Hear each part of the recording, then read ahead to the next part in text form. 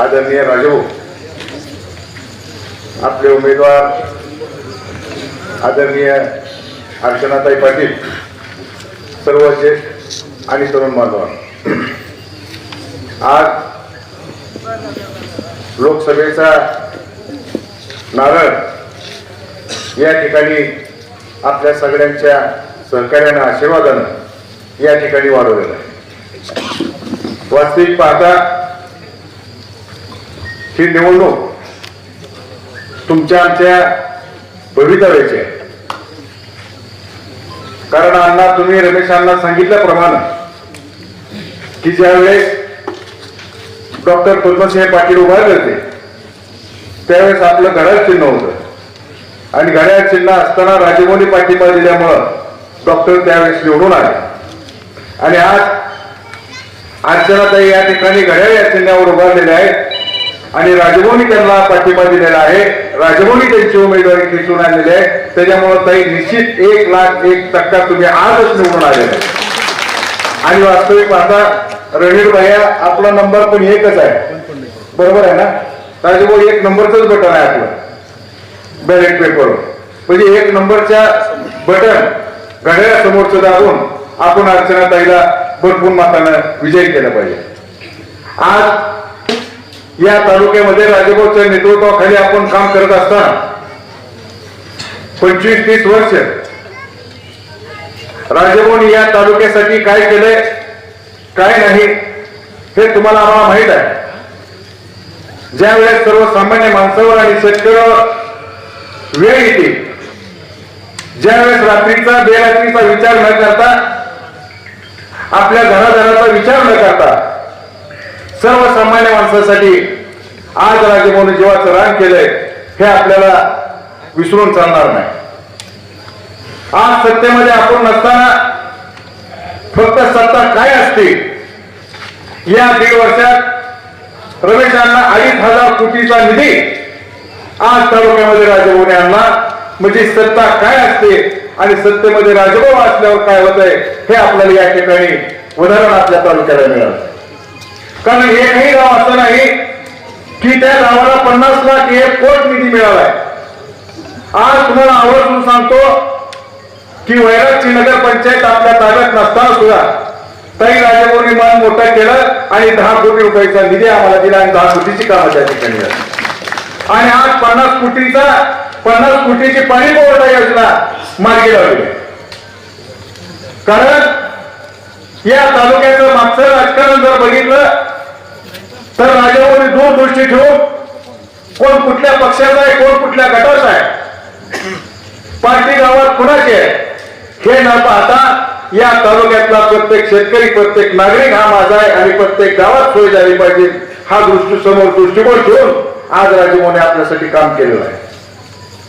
आज राजभाऊने एवढे मोठे आपल्यासाठी कामं केले, त्या कामाचं आपण सगळीकडे कौतुक केलं पाहिजे. प्रत्येक माणूस राजभाऊ तुमचं नाव घेत आहे की रमेशांना फोन बी सगळं झूट आहे. दिवस रात्रभर राजभाऊने एवढं कष्ट करून, एवढं काम करून, एवढा निधी तुम्हाला आणून देऊन, ज्या गावात पाणी पुरवठा नाही त्या गावात पाणी पुरवठा आणला, ज्या गावात रस्ते नाहीत त्या गावात रस्ते दिले. मार्केट कमिटीचा आज मार्केट कमिटीमध्ये काय परिस्थिती आहे ही तुम्ही विचार करा. वैराग भागामध्ये आमच्या मार्केट कमिटीमध्ये द्राक्ष जास्त प्रमाणात तिथं पिकते, कोल्ड स्टोरेज 2 काढले. आज त्या भागातील शेतकऱ्यांना तासगावला जायचं वाचलं, सांगलीला जायचं वाचलं आणि त्याच कोल्ड स्टोरेज काढून त्याच ठिकाणी लिलाव करून त्याच ठिकाणी शेतकऱ्यांना पैसे मिळणार. ही 2 गोष्टी तुमच्या आमच्या आहेत.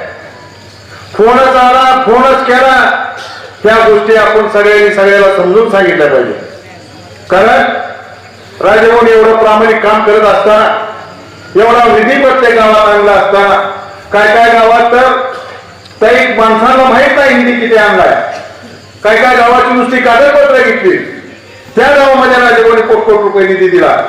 मग एवढं राजभाऊने तुमच्या आमच्यासाठी रात्रभर काम करून ज्या 288 आमदार आहेत, 288 आमदारामध्ये ज्याच्या मनगटात नेट असतं आणि ज्याची ताकद वर असते, ज्याचा वचन वर असतो, याच माणसाला त्या ठिकाणी निधी मिळत असतो, अन्यथा कुणाला निधी मिळत नाही. राजभाऊ एवढा निधी आणल्यानंतर तुम्ही विरोधकाचं नाव सुद्धा घेतलं नाही पाहिजे. आज तुम्ही विरोधकाचं नाव घेतल्यावर राजभाऊला काय वेळा होत असतील याचाही तुम्ही आम्ही विचार केला पाहिजे. एवढी या माणसाला कामे केली. राजभाऊला आपण सगळ्या तालुक्याला सांगितलं पाहिजे की भाऊ तुम्ही आमच्या तालुक्यात लक्ष देऊ नका, आपल्या तालुक्यात लक्ष देऊ नका, बाहेर त्यांच्या तालुक्यात लक्ष द्या. ही तालुका आम्ही सांभाळतो, ही जबाबदारी आहे तुमच्या आमच्यावर. कारण एवढा निधी आणला, एवढं काम केलं राजभाऊने, आणि एवढं काम करत असताना जर आपण अशा पद्धतीने वाटत असेल तर राजभाऊ आमच्या सरकारला सुद्धा वाईट वाटतं. एवढा निधी आणलाय, राजभाऊला तुम्ही फिरू सुद्धा पुढे केलं नाही पाहिजे. राजभाऊ तुम्ही एका ठिकाणी बसा, आम्ही तुम्हाला पाहिजे तेवढा निधी देतो. बँका काय होतं तुमच्या काळात, कानून भाऊ काय होतं तुमच्या काळात, रमेश अण्णा काय होतं, तखे भारत काय होतंय, भारत पवार काय होतंय, कुलडी भाऊ काय होतंय, वालू बाप्पा काय होतं,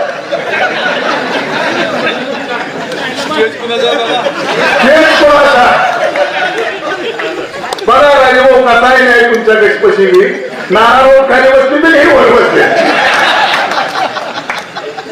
कारण एवढा मोठा निधी आज राजभाऊने आणल्यानंतर ही सुद्धा माणसं काही नावं घेतलेली आपल्या विरोधात होती.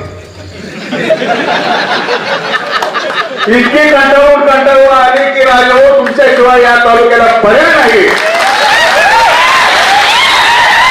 आणि कुणीतरी या तालुक्याचं काय असेल ती केल्याशिवाय राहणार नाही. हा आहे, पण घड्याळाला साथ राजभाऊची असली तर बरोबर आहे कुंडे भाऊ. तरी आपल्या सर्वांना मी हात जोडून विनंती करतो की अर्चनाताईचं तिकीट हे राजभाऊनी स्वतःच्या जीवावर, स्वतःच्या ताकदीवर त्या ठिकाणून आणलेलं आहे. अर्चनाताई आपली एक बहीण आहे, आपली एक बहीण आहे. या बहिणीला निश्चितपणानं निवडून आणायची जबाबदारी तुमची आमची आहे. ताई तालुक्याच्या वतीनं तुम्हाला निश्चितपणानं सांगतो की राजभाऊची मान वर करण्यासाठी राज्य पातळीवर फडणवीस साहेब असतील, शिंदे साहेब असतील, अजितदादा असतील, ही तर राजभाऊची मान आपण खाली घालून द्यायची नाही. आणि निश्चितपणानं उद्याच्या 7 तारखेला रणदीप दिल्याशिवाय आम्ही राहणार नाही. एवढीच विनंती करून माझे 2 शब्द पूर्ण करतो. जय हिंद, जय महाराष्ट्र. धन्यवाद.